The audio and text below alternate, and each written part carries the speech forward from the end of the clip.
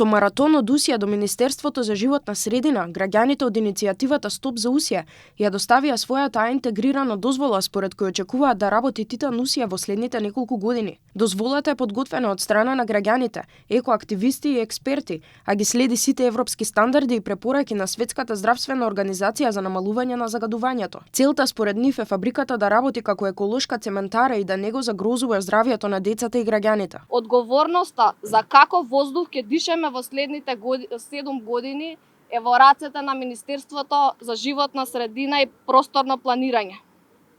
Символиката на поднесување на оваа дозвола е што денес екоактивистите и спортистите истрчаа од Усија до Министерството со цел јасно да го искажат нашето барање, а тоа е: сакаме да дишеме чист воздух секој ден.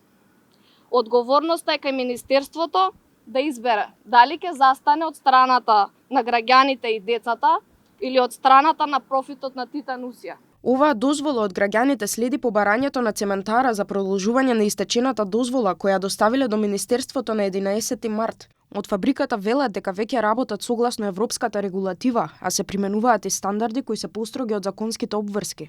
И апликацијата за продолжување на интегрираната еколошка дозвола до Министерството за животна средина и просторно планирање во целост ги следи обврските и условите што произлегуваат од законските и подзаконските акти, а кои се во целост усогласени со европската регулатива. Одговорија од Титан Усија. По увидот на Министерството од иницијативата очекуваат да следи јавна расправа каде што граѓаните ќе можат да си ги искажат своите ставови. Дополнително оттаму уверуваат дека ќе следат состојбата и ќе прават притисок додека не се прифати нивната дозвола.